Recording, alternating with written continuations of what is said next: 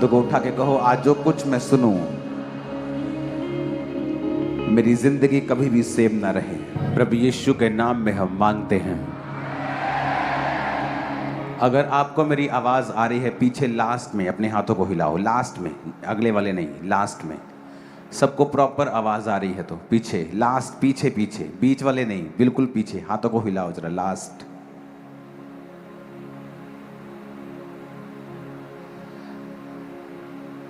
Okay, आपने check किया है।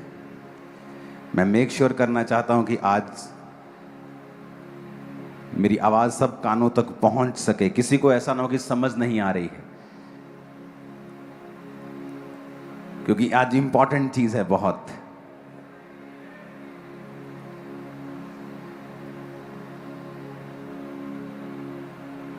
जैसे जैसे लोग साइंस को डिस्कवर करते जा रहे हैं, जैसे जैसे लोग मेडिकल फील्ड को डिस्कवर करते हैं, उतना वो अधिक समझ पा रहे हैं कि जो कुछ बाइबल के प्रिंसिपल्स हैं, जो बाइबल में चीजें लिखी हैं, वो एक वे ऑफ लाइफ है, वही रियलिटी है, वही सच्चाई है।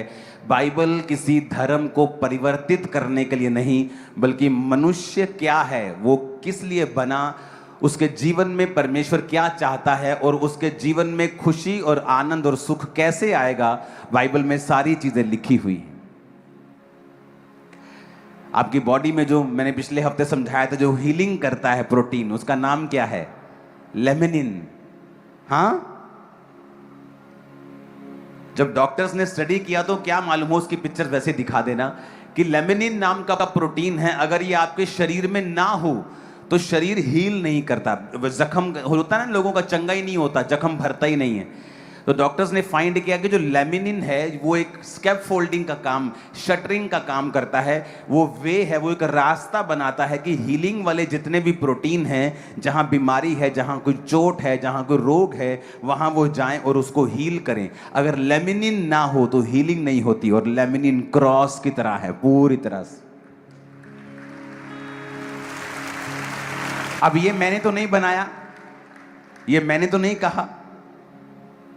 अब ये 2000 साल पहले, जब 2700 साल पहले, 5000 साल पहले जब बाइबल में कोई पद लिखा जा रहा था, तो वहां तो तब कोई ब्लड टेस्ट नहीं होता था, माइक्रोस्कोप नहीं होता था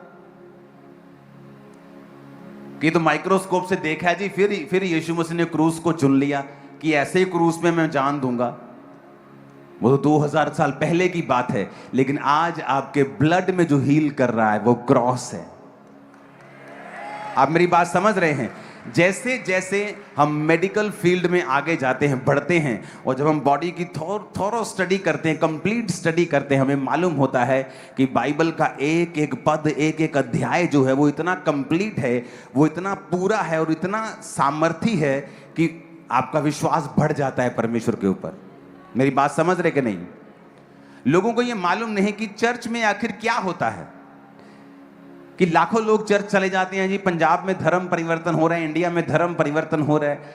एक पॉलिटिशियन मुझसे मिले थोड़े दिन पहले और मैंने उन्हें बताया कि क्या होता है चर्च में। एक व्यक्ति चर्च में आया, उसका डाइवोर्स होना था, तो वो चर्च में आया कि परमेश्वर, मेरी वाइफ के साथ मेरा डाइवोर्स जल्दी हो जाए, मैं प्रार्थना करता हूं। तो किसी ने कहा तू चर्च जाता रहा, जल्दी छुटकारा हो जाएगा। उसने कहा ठीक है। वो आया चर्च, प्रेयर करने लगा, परमेश्वर मैंने छुटकारा दे, मेरी जनानी तो छुटकारा दे, प्रार्थना करने लगा और आने लगा चर्च। और जब चर्च में आया तो मैंने वचन दिया एक दिन कि परमेश्वर डाइवोर्स से नफरत करता है। जब उसे वचन मालूम हुआ कि परमेश्वर तो डाइवोर्स से नफरत करता है और मैं प्रभु से कह रहा हूं कि प्रभु मुझे डाइवोर्स जल्दी चाहिए, तो ये तो गलत प्रार्थना नहीं हो गई। इसका मतलब मुझे अलग प्रार्थना करनी चाहिए कि प्रभु तेरी मर्जी पूरी हो, तेरी मर्जी पूरी हो। वो प्रार्थना करने लगा और सारे लोग उससे नाराज रहते थे। और जब वो प्रेयर करने लगा, परमेश्वर ने उसके रास्तों को खोला, सरपंच पंच उससे मिले, बातें होने लगी, रास्ता बनने लगा और उसकी वाइफ के साथ उसका पैचअप हो गया। दोबारा बेबी फिर हुआ, पहले एक था तो फिर 2 हो गए, अब पता नहीं 3 है कि 2 है कि 4 है, मेरे को पता नहीं, लेकिन वो चर्च में आता मुझे इतना बताया। आप मेरी बात समझ रहे कि नहीं? तो जब वर्ड ऑफ गॉड उसके अंदर गया तो परमेश्वर ने उसकी जो प्रॉब्लम थी उसे खत्म कर दिया। जब वचन अंदर गया तो मुश्किल खत्म हो गई, हाँ या ना? तो हमें ये मेक श्योर करना है कि आज जो वचन मैं सुनने जा रहा हूं मैं इसको फॉलो करूं ताकि मेरी जिंदगी में वो सारे जितने कर्स हैं वो फिनिश हो जाएं। हालेलुया। क्योंकि जो वचन है वही एक्चुअल में डिलीवर करता है। जब परमेश्वर के लोग दुखी थे शैतान से और राजा फिरौन राजा उन पे अत्याचार कर रहा था, उनको एक्स्ट्रा लेबर के काम दे रहा था, उनको दुखी कर रहा था, तो वचन कहता है उन्होंने परमेश्वर की दोहाई दी। जब उन्होंने परमेश्वर को कहा प्रभु हमें छुड़ा, तो परमेश्वर ने अपने दास मूसा को भेजा और मूसा ने परमेश्वर के वचन उन्हें सुनाए और कहा कि अगर तुम इन वचनों के ऊपर चलोगे तो परमेश्वर तुम्हें छुटकारा देगा। यानी जब भी आप प्रेयर करते हैं कि परमेश्वर मुझे छुड़ा, मेरी बात कर, मुझे आजाद कर, तो परमेश्वर हमेशा अपने दासों से बात करता है कि वो वचन आपको दें, और वो वचन अगर आपने फॉलो किया लाइफ कभी भी सेम नहीं होगी। बाइबल में हर एक चीज का एक सिस्टम ठहराया गया है। परमेश्वर ने हर एक सिस्टम को बनाया। उसने सूर्य को उतने ही दूर बनाया जितना चाहिए था, नजदीक नहीं, ज्यादा दूर नहीं। चंद्रमा को बनाया, उसके अलग रीजन थे। उसने मनुष्य को बनाया, उसने समाज के लिए इंस्ट्रक्शंस दी कि समाज में कैसे रहना है। फाइनेंस के लिए इंस्ट्रक्शन दी कि फाइनेंस के साथ तुमने कैसे अपने जीवन को बिताना है, बच्चों के साथ कैसे रहना है, वाइफ के साथ कैसे रहना है, हस्बैंड के साथ कैसे रहना है, अपने भाई के साथ, माता पिता के साथ, समाज के साथ कैसे रहना है, चर्च में कैसे रहना है। हर एक चीज का जो जिक्र है वो बाइबल में ऑलरेडी दिया गया है। और अगर आप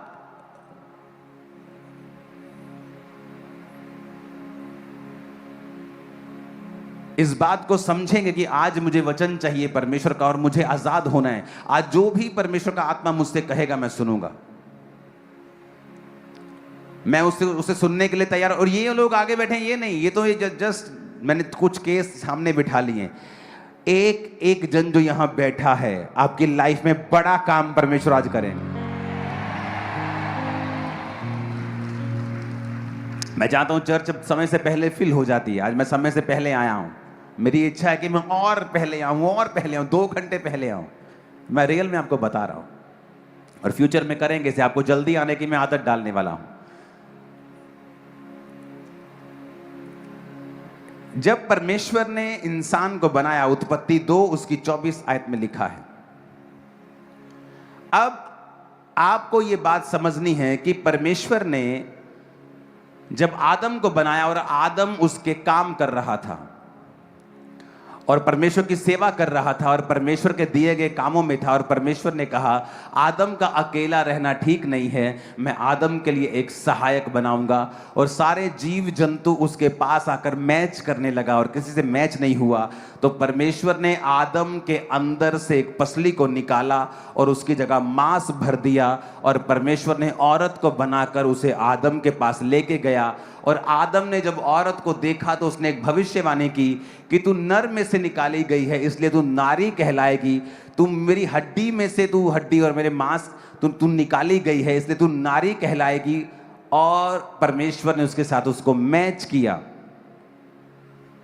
और परमेश्वर ने एक सिस्टम बनाया और एक हेल्पर के रूप में औरत को, कि मैं इसके लिए एक हेल्पर बनाऊंगा जो इसकी डेस्टिनी को फुलफिल करने के लिए इसकी मदद और सहायता करेगी।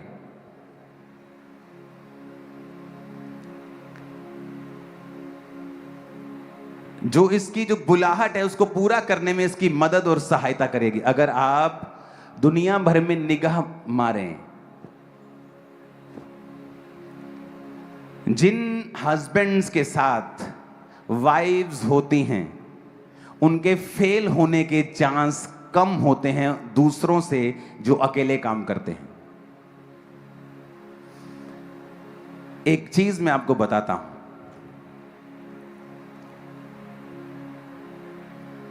वॉशिंगटन यूनिवर्सिटी ने एक स्टडी की और उस स्टडी में उन्होंने 5000 जो मैरिड इंडिविजुअल्स थे उनको उन्होंने स्टडी किया।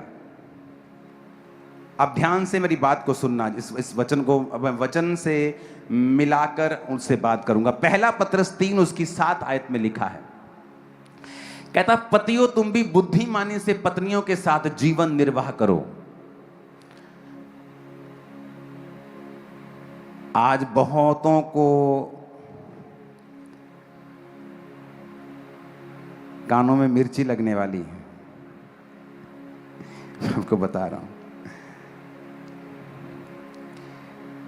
Likewise, ye husbands dwell with them according to knowledge.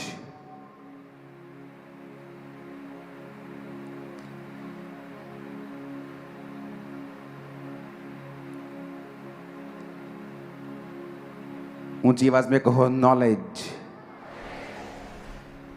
Giving honour,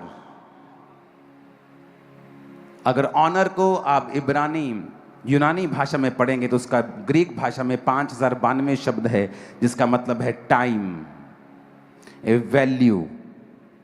कहता पतियों को कि बुद्धिमानी के साथ अपनी पत्नियों से जीवन निर्वाह करो और स्त्री को निर्बल पात्र जानकर उसका आदर करो, ये समझकर हम दोनों जीवन के वरदान के वारिस हैं जिससे तुम्हारी प्रार्थनाएं रुक ना जाएं। अब ये पतरस जो था ये परमेश्वर का दास था, ये मैरिड था। पौलुस ने कहा अगर तुम शादी नहीं करना चाहते हो तो ये अच्छी बात है, अगर तुम शादी के बिना रह सकते हो तो ये अच्छी बात है, लेकिन सबको ये बुलाहट नहीं है, सब लोगों की ये बुलाहट नहीं है। परमेश्वर सबके जीवन में ये नहीं चाहता है, उसने अलग अलग बुलाहट के साथ आपको बुलाया है। लेकिन अगर आप शादीशुदा हैं तो परमेश्वर ने कहा लाइकवाइज ये husbands dwell with them according to knowledge giving honour. कहता अपनी पत्नी को वैल्यूएबल चीजें दो, समय। निर्बल पात्र, निर्बल का मतलब ये नहीं कि वो कमजोर है, यहां पर वो फिजिकल स्ट्रेंथ की बात कर रहा है। जो औरत है उसे परमेश्वर ने आदमी से फिजिकल स्ट्रेंथ में कम बनाया है। हर एक आदमी, कामयाब आदमी के पीछे औरत होती है, यह भी इस सदी का सबसे बड़ा झूठ है। ना तो औरत आपके पांव की जूती है क्योंकि वो आपके पैर की हड्डी से नहीं निकली, ना ही वो आपके सर का ताज है क्योंकि ना वो आपके सिर की हड्डी से नहीं निकली। औरत आपके साइड बाय साइड, कंधे से कंधा मिला के आपके साथ खड़ी होने के लिए परमेश्वर ने उसे अनॉइंट किया है और ये उसकी रियल कॉलिंग है आपकी लाइफ। उसको परमेश्वर ने पसली से निकाला, साइड से निकाला है ताकि वो आपके साइड में खड़ी हो। वॉशिंगटन यूनिवर्सिटी ने एक स्टडी की और उन्होंने क्या स्टडी की? They found that the people with reliable and disciplined partners, ऐसे पार्टनर्स जो डिसिप्लिन्ड हैं,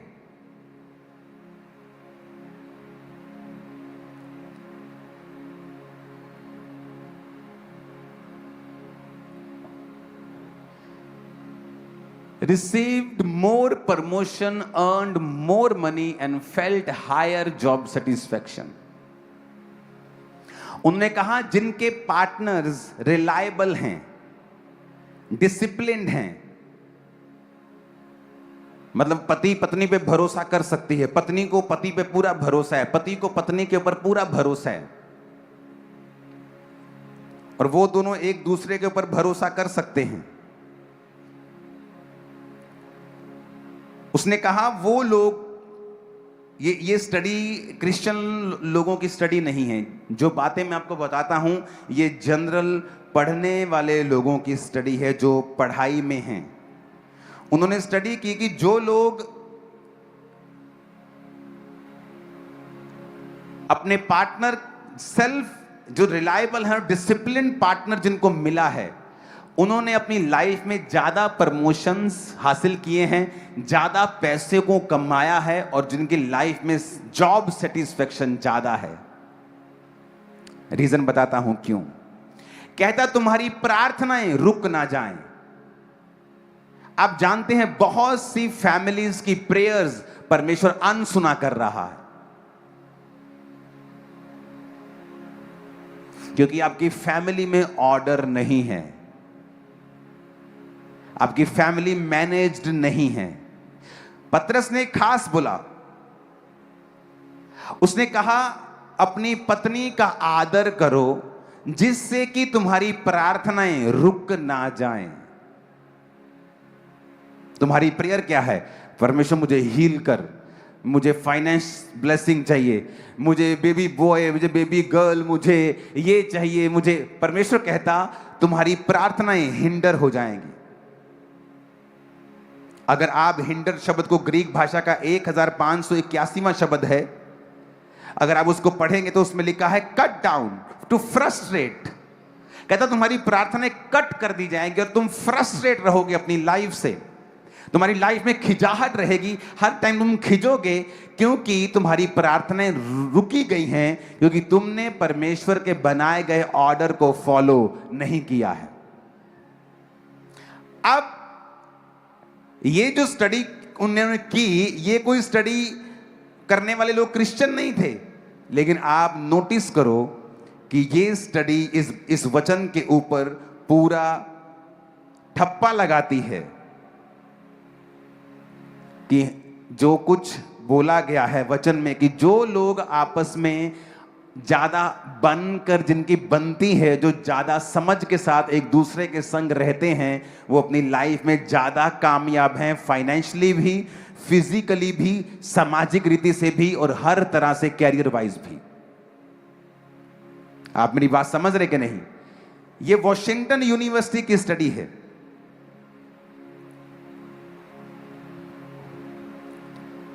उसके अगली लाइन को हम पढ़ेंगे।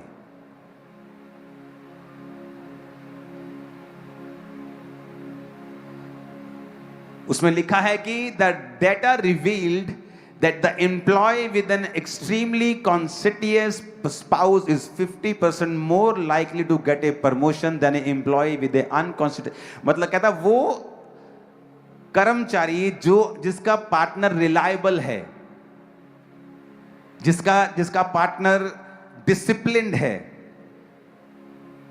कहता वो लोग 50% ज्यादा प्रमोशंस पाते हैं अपनी जॉब्स में। ये स्टडी है, ये कोई हिंदू ने नहीं की, ये किसी क्रिश्चियन ने नहीं की, किसी सिख ने नहीं, किसी ने नहीं की। ये जस्ट स्टूडेंट्स ने अलग अलग जगहों पे जाके थाउजेंड्स ऑफ फैमिलीज के ऊपर स्टडी की है। आप देख लो, अन्य जातियों को मैंने स्टडी किया है, मैंने बॉलीवुड हीरोज पे स्टडी की है। जिन बॉलीवुड के हीरोज ने अपने पिता का आदर किया है और उनके बच्चों ने भी उनका आदर किया है, वो ज्यादा कामयाब हैं। वचन कहता है अपने माता और पिता का आदर कर। आप देख लो उनको, आप स्टडी करो। जो व्यक्ति अपने पिता का आदर, अपनी माता का आदर करता है, लाइकवाइज उसके बच्चे भी सेम निकलते हैं और वो भी अपने माता और पिता का आदर करते हैं। और आप स्टडी कर लेना, बाइबल में जो लिखा है वो पूरा होगा, मैं आपको बता रहा हूं।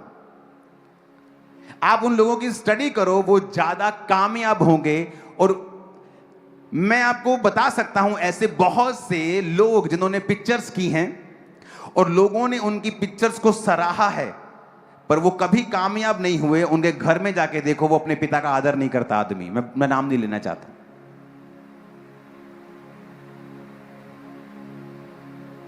हालांकि वो सब कुछ अच्छा कर रहा है, लेकिन अगर आप देखेंगे जो बाइबल है वो सिर्फ क्रिश्चियंस के लिए नहीं है। ये एक ऐसा मैनुअल है, ये एक ऐसा लॉ है कि कोई भी व्यक्ति जो इसे ब्रेक करता है कभी भी छूटता नहीं वो उसके कॉन्सिक्वेंसेस, उसके असर से। कितने मेरी बात को समझ रहे हैं? अब ये जो स्टडी की है, ये कोई वॉशिंगटन यूनिवर्सिटी ने की है, कोई बड़ी यूनिवर्सिटी ने स्टडी की है। और उन्होंने स्टडी किया है कि वो लोग जिनके पार्टनर्स उनके साथ ज्यादा रिलायबल हैं, डिसिप्लिन्ड हैं, जो एक दूसरे के प्रति डेडिकेटेड हैं, लाइफ में एक दूसरे से खुश हैं, वो लोग ज्यादा ब्लेस्ड हैं उन लोगों से जो इस ब्लेसिंग में नहीं है। पतरस ने कहा तुम्हारी प्रार्थनाएं रुक ना जाएं, फ्रस्ट्रेट ना हो जाएं, कट डाउन ना हो जाएं, क्योंकि तुम दोनों जीवन के वरदान के वारिस हो।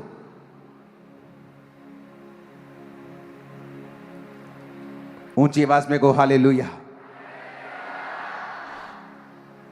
अब ये बात आपको समझनी पड़ेगी। उत्पत्ति 2 उसकी 24 में लिखा, उसने कहा इस कारण पुरुष अपने माता पिता को छोड़कर अपनी पत्नी से मिला रहेगा और वो एक तन बने रहेंगे। अपने पड़ोसी को बोलो, पुरुष अपने माता और पिता को छोड़कर अपनी पत्नी से मिला रहेगा और वो दोनों एक होंगे। अब यहां पर वो बच्चे भी हैं, वो जिनकी अभी अभी शादी हुई है, वहां वो भी हैं जिनकी शादियां हो गई हैं और वो बड़े हो गए हैं। यहां वो भी हैं जिनके बेटों की शादियां हुई हैं, यहां वो भी हैं जिनकी बेटियों की शादियां हुई हैं। अब रूल सबके लिए एक है। परमेश्वर की मर्जी क्या है, उसने एक सिस्टम बनाया। अब जब मूसा परमेश्वर ने खड़ा किया, तो मूसा ने जब एक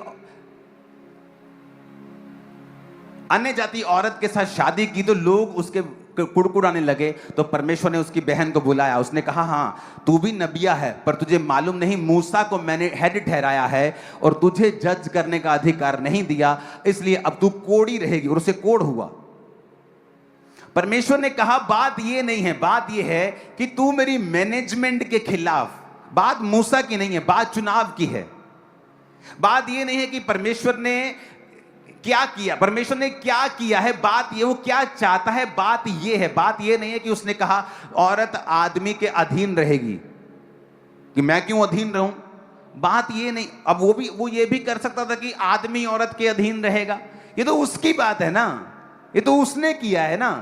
तो किसी ना तो किसी को एक दूसरे के अधीन रहना था, क्योंकि घर में लीडर एक ही होता है, इंजन का डब्बा एक ही होता है। कभी इंजन के 2 डब्बे देखे कभी इंजन के 2 डब्बे, कि दो इंजन के साथ चल रहा है, पीछे डब्बे चल रहे हैं, 2 इंजन चल रहे हैं, ऐसा देखा है कभी? इंजन एक ही होगा। अब यहां पर लिखा है therefore shall a man leave his father and his mother and shall cleave into his wife। लिखा क्लीव, इंग्लिश में लिखा क्लीव। क्लीव कहता, क्लीव को इब्रानी भाषा का 1692 शब्द है दबाक, जिसका मतलब पता क्या है? To cleanse. जैसे गीला कपड़ा होता है ना, और जब आपकी बॉडी में गीला कपड़ा पहनते हो आपकी बॉडी से चिपक जाता है। कहता अपनी वाइफ के साथ जो तुम्हारा प्यार है वो क्लिंज होना चाहिए, यानी तुम्हारी वाइफ और तुम्हारे बीच में कोई व्यक्ति नहीं होना चाहिए। तेरी मां भी नहीं, तेरा बाप भी नहीं, तेरा भाई भी नहीं, तेरा परिवार भी नहीं। और ये रियल प्लान है परमेश्वर का। अब यहां पर क्या है, क्योंकि एक मां जिसका एक लौता बेटा है वो अपने बेटे से प्यार करती है। अब उसके पास इनसिक्योरिटी है कि वाइफ जो है वो मुझसे दूर ना कर दे, जबकि उसको ये पता होना चाहिए कि जिस दिन उसकी वाइफ उसकी लाइफ में आई, अब मां को खुद एक स्टेप पीछे रखना है और वाइफ को एक स्टेप आगे रखना है। पर नहीं, हमें उसे गाइड करना है। जब वचन कहता है कि क्लिंज टू योर वाइफ, गीला कपड़ा होता है ना, कहता ऐसे रहना है।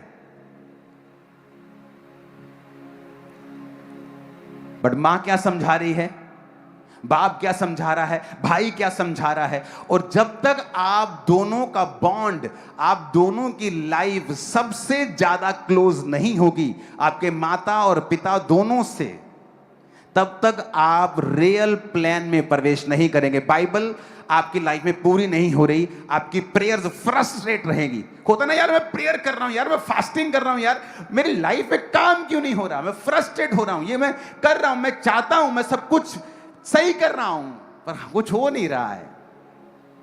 परमेश्वर ने कहा cleanse to your wife, adhere to your wife, join together, keep fast, overtake, pursue hard, stick to your wife. अब मां को यह चाहिए कि वो एक कदम पीछे हटे और अपनी बेटे को खुद अपनी पत्नी के क्लोज होने के लिए, और पत्नी की मां को चाहिए कि सारा दिन फोन पर चुगलियां करके उसको पति के खिलाफ करने की बजाय वो हेल्प करे कि वो पति के करीब जाए। क्यों? क्योंकि जब वो दोनों एक होंगे तभी ब्लेसिंग उतरेगी, नहीं तो नहीं उतरेगी। अगर आपकी सासू माँ और आपकी माँ ये काम नहीं कर रही हैं तो वो एक्चुअल में आपका नुकसान कर रही हैं, और जब वो आपका नुकसान कर रही हैं वो अपना नुकसान कर रही हैं, वो अपने गर्भ का नुकसान कर रही हैं, अपने घर का नुकसान कर रही हैं, ये समझ के कि वर्ड ऑफ गॉड क्या कहता है।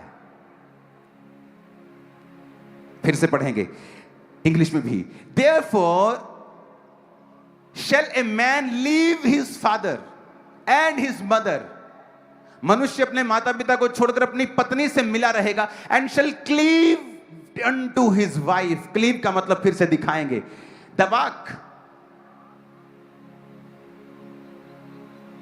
that is clinch, गीले कपड़े की तरह चिपका हुआ, stick together।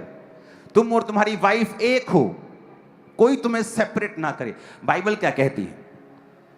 कहता परमेश्वर ने कहा, जब हम मत्ती 19 उसकी 4 से 6 आयत को पढ़ते हैं तो परमेश्वर ने कहा, उसने उत्तर दिया, क्या तुमने नहीं पढ़ा जिसने उन्हें बनाया आरंभ से नारी और नर बनाकर कहा, इस कारण मनुष्य माता पिता से अलग होकर पत्नी के साथ रहेगा, वो दोनों एक तन होंगे। अतः वो दो नहीं एक तन है, जिसे परमेश्वर ने जोड़ा है उसे मनुष्य अलग ना करे। अब हुआ क्या? बेटी ने फोन किया, वो मेरी बन नहीं रही उसके साथ, अब मां कह रही तू हो जा बखरी। अब बेटा गया मां के पास, बेबी नहीं हो रहा, तू हो जा बखरा। अब उसे वचन नहीं पता। क्यों समाज में आज, क्यों फैमिलीज में इतना कयोस मचा हुआ है, इतनी खिचड़ी रायता फैला हुआ है, इतनी मुसीबतें हैं, समस्याएं हैं? क्योंकि आज ना तो वचन की समझ है, ना हम ये समझ पा रहे कि बाइबल इस विषय में क्या कहती है। बाइबल में लिखा है, यीशु मसीह ने कहा, जिसे मैंने जोड़ा है उसे मनुष्य अलग ना करे। जब आपकी मां आपकी पत्नी से आपको अलग करना चाहती है, उस पर भी परमेश्वर का कर्स आता है। जब आपकी सासू मां आपकी पत्नी को आपसे अलग करना चाहती है, उस पर भी परमेश्वर का श्राप आता है। आपको नहीं पता, क्योंकि यीशु ने कहा, जिससे मैंने जोड़ा है उससे तुम अलग, मनुष्य अलग ना करे। अगर आपके पति ने आपको मारा है, कुछ देर के लिए अलग हो जाएं, ताकि वो आपको नुकसान ना पहुंचा सके। पर इस उससे डाइवोर्स नहीं ले सकते हैं। डाइवोर्स लेने का एक ही रीजन है बाइबल में, अगर आपका पार्टनर किसी दूसरे के साथ चला जाए, गलत काम करे, व्यभिचारी बन जाए, तो ही आप अपने पार्टनर को त्याग सकते हैं। और अगर आपकी माता को या पिता को या भाई को नहीं पता है, और वो छोटी छोटी बात पर आपकी पत्नी के खिलाफ आपके दिमाग में चीजें भर रहे हैं, आपके पति के खिलाफ आपके दिमाग में चीजें भर रहे हैं, वो भी वचन को तोड़ रहे हैं और उन पर भी कर्स आ रहा है, और आप भी समझ नहीं पा रहे हैं कि मुझे क्या करना है, मैं अपनी जिंदगी में कामयाब कैसे हूं। आप मेरी बात समझ पा रहे हैं कि नहीं? उसने कहा, he shall cleave unto his wife।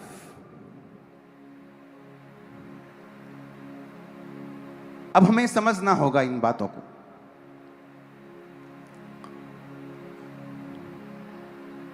इफिसियों की पुस्तक 5 उसके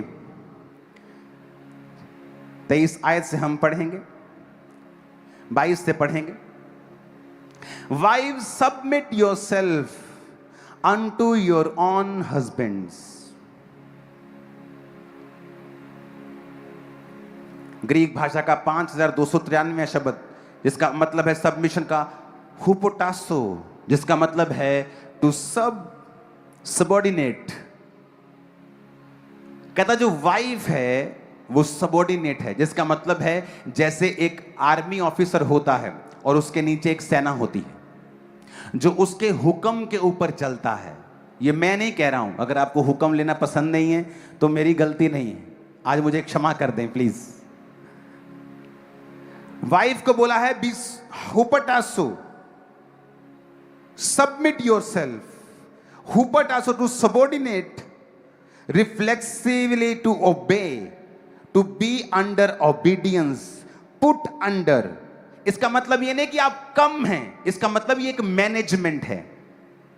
इसका मतलब ये नहीं कि वाइफ कम है, नहीं, ये एक मैनेजमेंट है जो परमेश्वर ने ठहराई है।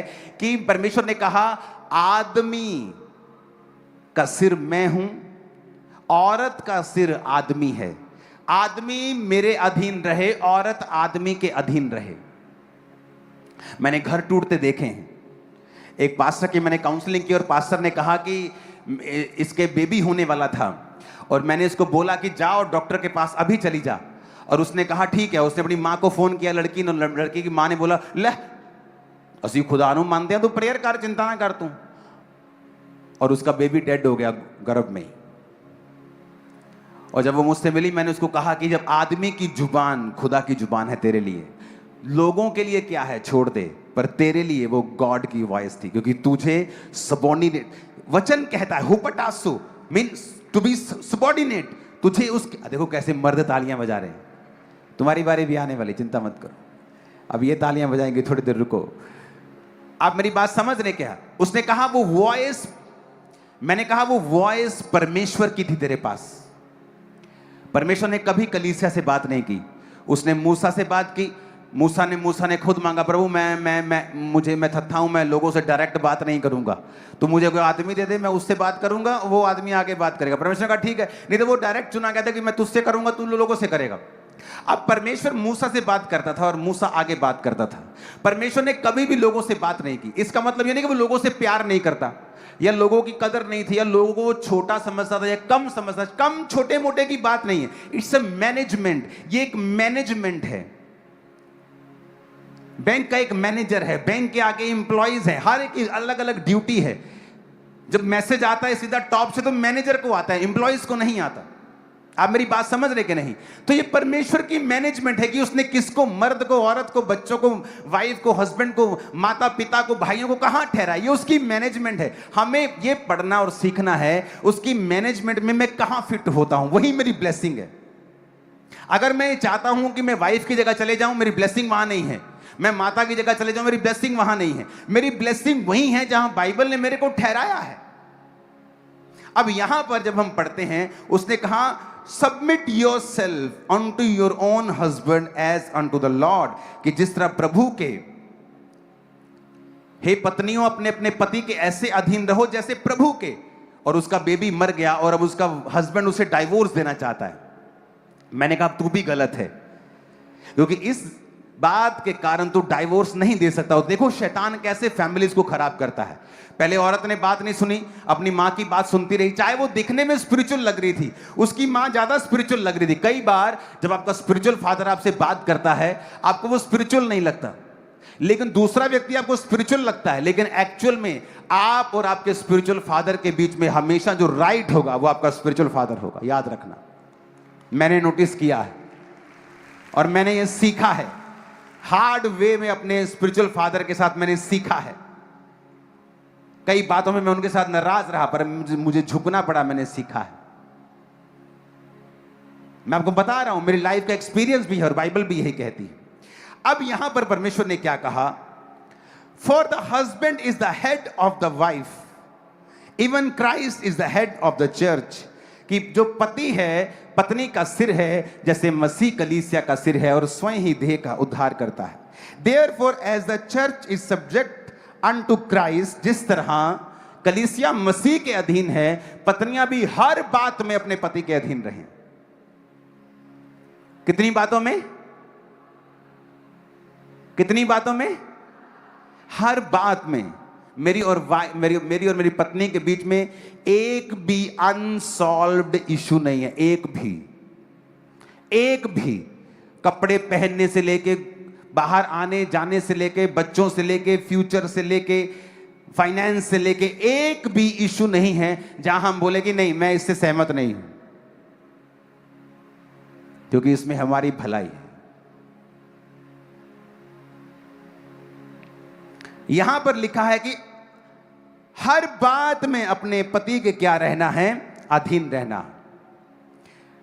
पतरस ने बड़ा अच्छा लिखा, उसने कहा तुम्हारी प्रार्थनाएं हिंडर हो जाएंगी, फ्रस्ट्रेट हो जाएंगी, कट डाउन हो जाएंगी। कि तुम प्रेयर कर रहे हो कि तुमने एक घर बनाया, किसी ने काट दिया, तुमने एक मंजिल खड़ी की, किसी ने काट दी, तुमने कुछ खड़ा किया, किसी ने काट दिया। कहते तुम्हारी प्रार्थनाएं लगातार कट डाउन होती जाएंगी, क्योंकि तुमने औरत को निर्बल पात्र समझकर उसका आदर नहीं किया। आदर का मतलब यूनानी भाषा में टाइम, वैल्यूएबल चीजें उसको देना, अपनी औरत को। अब ध्यान से समझना, आगे बढ़ेंगे।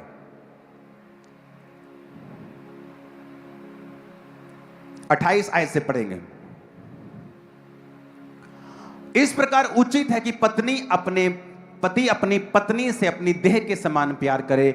जो अपनी पत्नी से प्रेम रखता है वो अपने आप से प्रेम रखता है, क्योंकि किसी ने अपने शरीर से बैर नहीं रखा वरन उसका पालन पोषण करता है, जैसा मसीह भी कलीसिया के साथ करता है।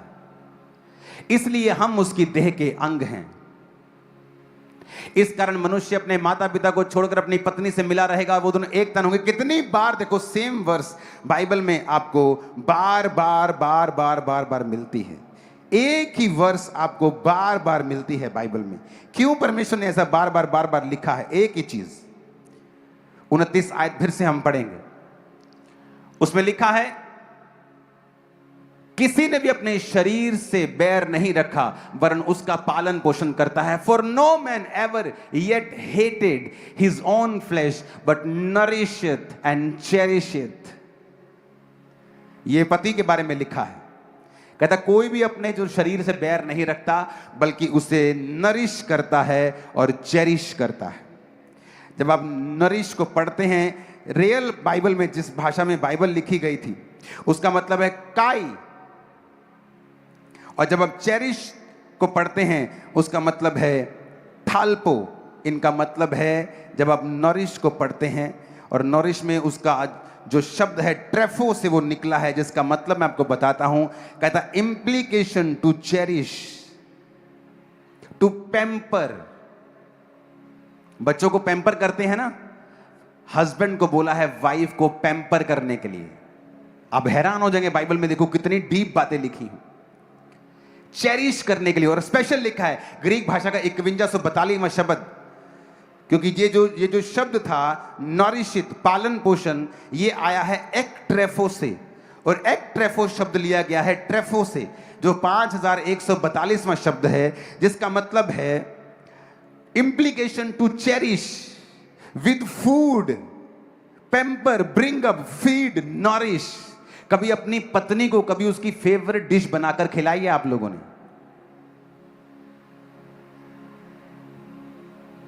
आपने अपनी पत्नी के ऊपर कभी इन्वेस्ट नहीं किया। आपको लगता है शादी हो गई, छोड़ो। और ये आदमी की सबसे बड़ी भूल है और बेवकूफी है। उसे लगता है औरत दिन रात बस गधों की तरह खाना बना के मुझे खिलाई जाए, खिलाई जाए, खिलाई जाए, बस मैं खाता जाऊं, जानवरों की तरह खाता जाऊं, खाता जाऊं, खाता जाऊं, खाता। और वचन क्या कहता है? कहता जिस तरह मसीह ने तुम्हारा पालन पोषण किया है, तुम भी, कहता उसका क्या करो? But nourish it and cherish it.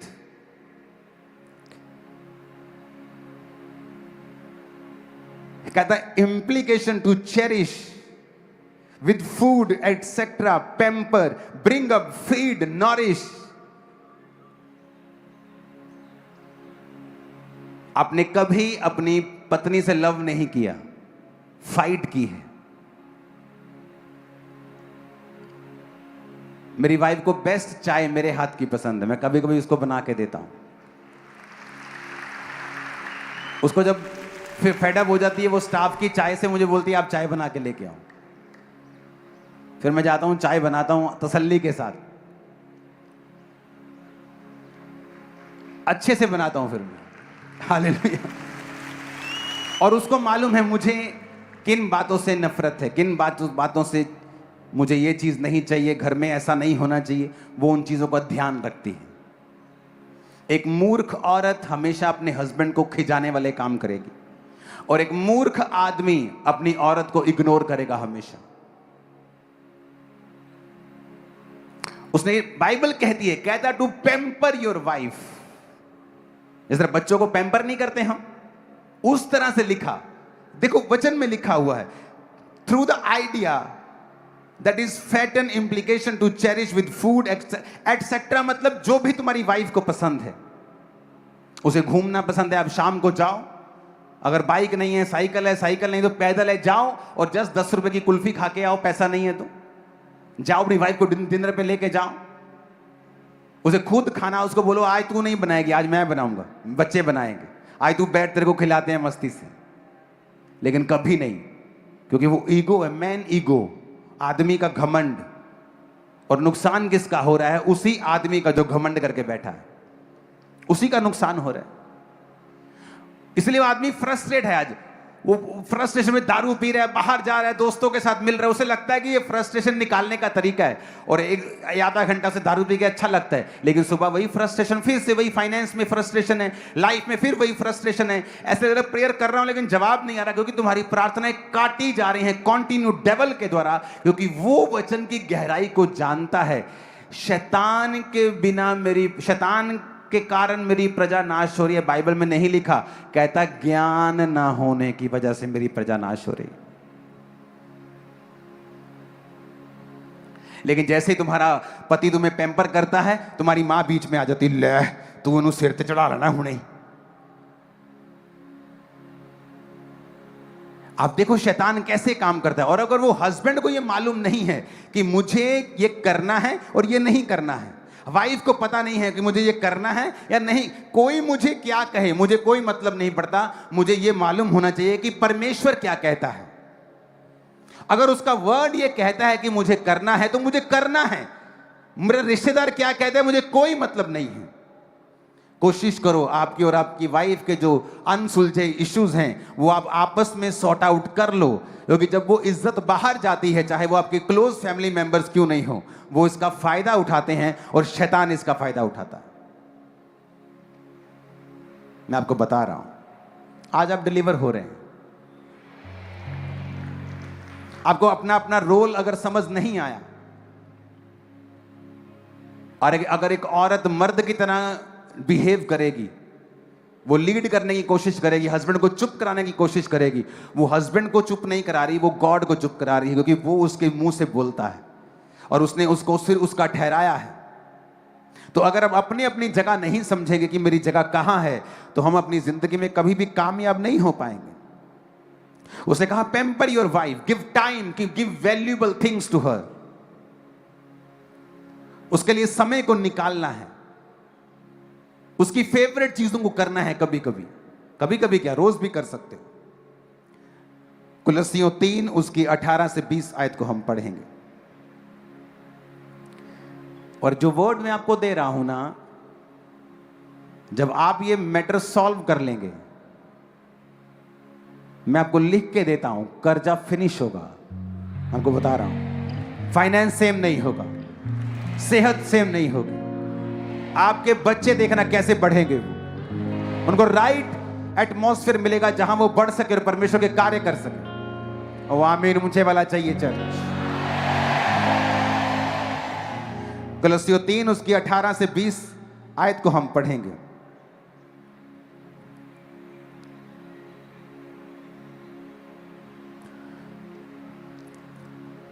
लिखा है, पत्नियों प्रभु में जैसे उचित है वैसे अपने पति के अधीन रहो। सेम बात देखो, फिर से उसने बोली, हे पत्नियों जैसे प्रभु में उचित है अपने पति के अधीन रहो।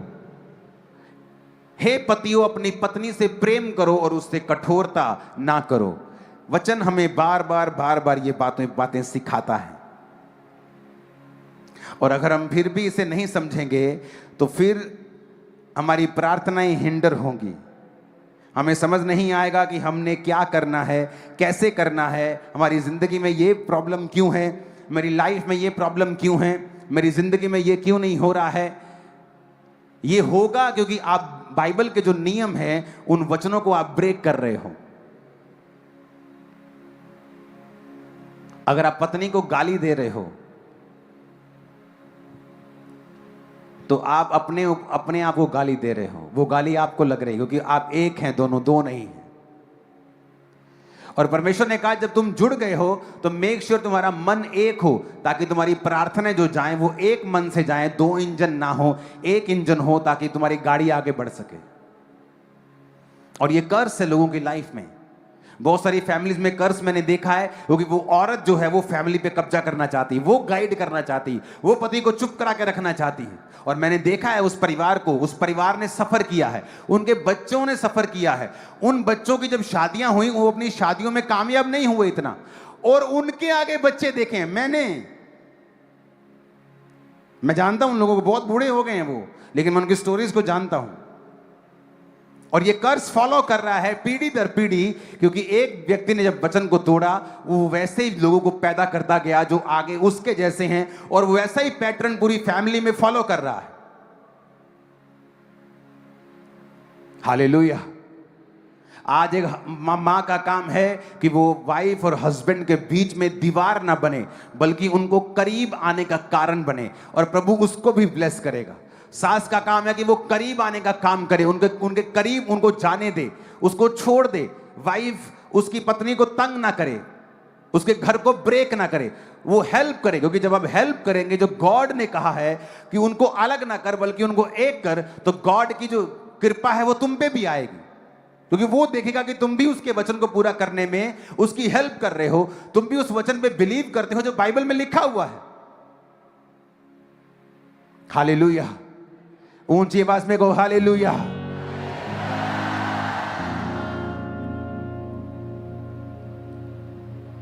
कितनी इन बातों को समझ रहे हैं? आपको ये बात समझ आनी चाहिए कि जिस दिन आपकी पत्नी आपके साथ मिली, आप एक हो चुके हैं।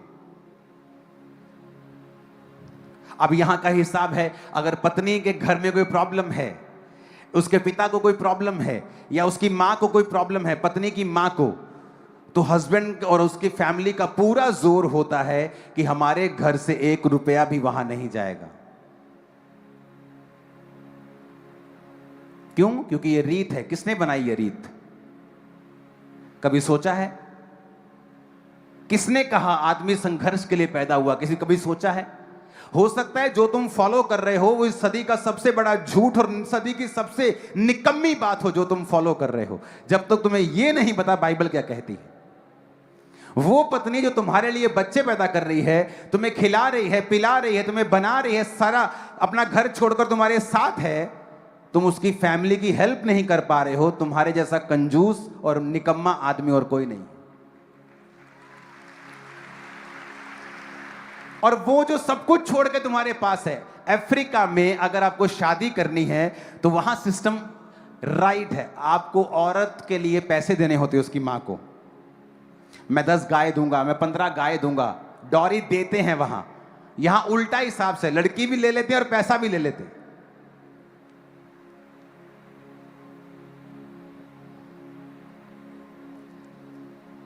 एक तो लड़की दो, ऊपर से पैसा दो।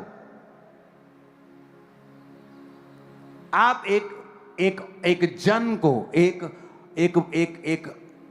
पूरे ह्यूमन को जो आपके गर्भ से निकला है, आप किसी दूसरे घर में दे रहे हो। यही बहुत बड़ी बात है उस घर के लिए, कि वो आपकी जनरेशन को आगे लेके जा रही है। और औरत को भी, आदमी को ऐसा सोचना चाहिए और औरत को सोचना चाहिए कि उसका पैसा वेस्ट ना हो। क्योंकि कई घरों में मैंने यह भी देखा है कि मां को जरूरत नहीं है, फिर भी वो अपनी बेटी को बार बार बोलती मुझे ये चाहिए, मुझे ये चाहिए, और प्रेशर रखती है अपने बेटी के ऊपर और वो अपने हस्बैंड के ऊपर, जबकि उसकी मां को ऐसी कोई जरूरत नहीं। तो बैलेंस होना चाहिए हमारी लाइफ में। अब मेरी वाइफ ने अपनी फैमिली को सपोर्ट किया है। जिससे आप प्यार करते हो, जिस औरत से आप प्यार करते हो, जो आपके वंश को पाल रही है, जो आपके संग है, क्या आप में इतनी भी ह्यूमैनिटी नहीं है और इतना प्रेम नहीं है कि आपकी औरत रो रही है क्योंकि उसकी मां बीमार है और आपको कोई फर्क नहीं पड़ रहा, आप उससे प्यार नहीं करते हैं? मैं आपको दावा कर सकता हूं। ऐसा कैसे हो सकता है कि एक व्यक्ति जिससे आप प्यार कर रहे हो और उसकी मां बीमार हो, या उसका बाप बीमार हो, या उसका भाई बीमार हो, और आपके पास एक्स्ट्रा पड़ा है और उनके पास कुछ नहीं है, और आप फिर भी देने के लिए तैयार नहीं? अगर आपके पास पैसा नहीं भी है, आप अपने कंपैशन को दिखा सकते हैं, अपने प्रेम को दिखा सकते हैं, विजिट कर सकते हैं, प्यार कर सकते हैं, हग कर सकते हैं, 4 बातें बोल सकते हैं। अरे कुछ तो करो। क्योंकि तुम अपनी पत्नी से अगर प्रेम करोगे, तुम्हारी पत्नी का जो है तुम उससे भी प्यार करोगे।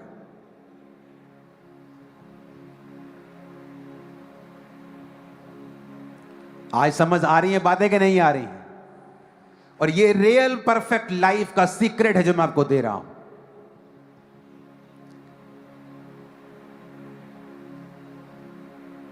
लेकिन आप हमारे परिवारों में क्या है, नहीं वहां कुछ नहीं जाना चाहिए। क्यों? किसने कहा? किसने कहा? ये किसने बनाया? ये लॉ, ये जो मुजस्समा, ये चमत्कार किसने बनाया है? पता ही नहीं किसने बनाया। हमारी समाज की रीत है। कई बार सबसे निकम्मी रीतियां हैं जो हम स्वीकार कर लेते हैं और डेविलिश हैं, डेविल्स इंस्पायर्ड हैं, शैतान के द्वारा प्रेरित हैं कई चीजें। मैंने अपनी पत्नी से दहेज नहीं लिया, खुद खर्चा किया शादी पे। मैं जानता कि मैं कर सकता हूं, मैं करूंगा, दैट्स इट। हमें आज जब शादी करते हैं, ओह पास्टर जी साड़ी जात वाली लभी हो, तुम्हें ये चाहिए कि तुम्हें ये चाहिए कि वो खुदा की ओर से हो। जब हम दोनों मिले 16 जनवरी 2014, पहली बार मिले ऐसे आमने सामने, 17 जनवरी अगले दिन हमारी एंगेजमेंट थी, जस्ट एक दिन में। और एंगेजमेंट करने के बाद उसने मुझे बताया कि वो किस कास्ट से है। मैंने बताया, मैं उसको, चलो मेरा तो पता ही था कि मैं किसका। आप मेरी बात समझ रहे कि नहीं? उसने मुझे बताया एंगेजमेंट के बाद। मैंने घर नहीं देखा इसका, फाइनेंस क्या है, ये क्या है, वो कुछ नहीं देखा। वो देखा कि ये परमेश्वर की ओर से है। और एंगेजमेंट के बाद मालूम हुआ कि हम रविदास बिरादरी से हैं। अच्छा, हम खत्री बिरादरी से हैं। अच्छा ठीक है। इसने कहा मैं रविदास बिरादरी से। मैंने कहा अच्छा, हम खत्रियों में से, हिंदुओं में से हैं। अच्छा ठीक है। अच्छा मेरा घर वहां है, हम ऐसे हैं, वह सब बाद में हम बात कर रहे हैं। अच्छा नाल में पकोड़े खा रहे हैं, कोई स्ट्रेस नहीं। आप मेरी बात समझ रहे? जब परमेश्वर ने आदम हवा को बनाया, किस जात के साथ बनाया था? कोई जात थी आदम और हवा की? आदम हवा के बच्चों से पूरी दुनिया फैली, कोई जात थी? कोई धर्म था? मैं क्रिश्चियन हूं, मैं ये हूं, मैं वो हूं।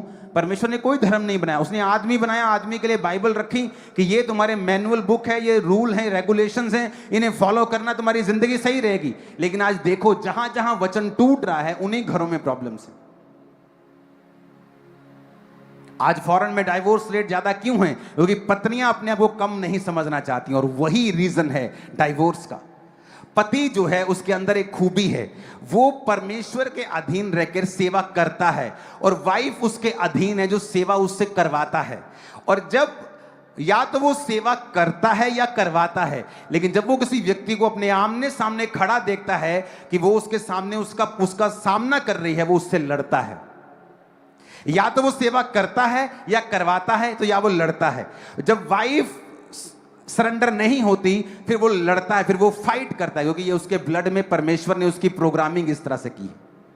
और जब आप जिसकी प्रोग्रामिंग इस तरह से की है उसे चेंज करने की कोशिश करेंगे, आप फ्रस्ट्रेट हो जाएंगे, क्योंकि वो चेंज नहीं होगा। आप औरत के लिए लाखों रुपए के गिफ्ट ले आओ, उसे समझ नहीं आएगी जब तक आप मुंह से नहीं बोलेंगे कि मैं तुमसे प्यार करता हूं। ये उस तरह से बनाई गई है, शब्दों से ही इसको समझ आती। शैतान ने कैसे बहकाया औरत को? शब्दों से। उसे शब्दों से समझ आती, इसलिए औरत ज्यादा बातचीत करने में ज्यादा इंटरेस्टेड है। आदमी बैठेंगे बातचीत करने में कोई इंटरेस्टेड नहीं, इतना नहीं। और ठीक है कितना ठीक है, बा ठीक। और वो कितना औरत बैठेगा, वो कितना तेरा सूट कितना, उसको सारा कुछ जानना है, क्योंकि वो बात करने में इंटरेस्टेड है। और हस्बैंड जब उससे बात करता है, उसे समझ आती है, अच्छा मेरा हस्बैंड मुझसे प्यार करता है। और जब आप इन बातों को नहीं समझते हैं, एक फैमिली ब्रेक होती है और शैतान उसका फायदा उठाता है। कितने मेरी बातों को समझ रहे हैं? हस्बैंड को परमेश्वर ने बनाया ही इस तरह से है कि या तो वो सेवा करता है, या वो अपने अधीन सेवा करवाता है, यानी या वो अपने साथ अपने लोगों को अपने अधीन देखता है। वो आमना सामना जब देखता है वो फाइट करता है, क्योंकि ये परमेश्वर ने बनाया है उसको ऐसा। ये प्रोग्रामिंग। मेरे पास एक डॉग है, ओके, वो कैनी कोर्सो नाम का डॉग है, जो इटालियन ब्रीड है, जो गार्ड डॉग है। अगर आप उसकी शक्ल देखेंगे वो डर लगता है, उसको देखकर वो वाकई डरावना है, वो काट लेता है लोगों को। मैं जितना मर्जी उसको ट्रेंड करूं कि नो शांत रहना है, उसके ब्लड में, उसको जब ब्रीड किया गया था, उसको जब बनाया गया था, उसकी नस्ल जब बनाई गई थी, गार्ड डॉग था। यानी वो कभी भी पुछ पुछ करके, वो जो डॉग्स होते हैं ना घर में आपके छोटे, जो लैब्राडोर टाइप, आप उनको बिस्कुट दो, जो चोरी कर लो चाहे घर में, वो कुछ नहीं कहते। ये डॉग आपको उसको बिस्किट दो, वो आपका बिस्किट भी खा जाएगा, तुम्हें भी खा जाएगा। तुम उसको आगे पुछ पुछ करके चिकन दो, तुम्हारा चिकन भी खा जाएगा, तुम्हें भी खा जाएगा। वो ऐसा है कि तुम जितना मर्जी उसको बोलो बेटा नहीं काटना है, काम डाउन, वो काटेगा। वो गार्ड डॉग है, वो भौंकेगा नहीं, वो काटता है लोगों को। हम उसको बांध के रखना पड़ता है, उसे अलग रखना पड़ता है। सिर्फ मेरी फैमिली में मेरी बात वो सुनता है।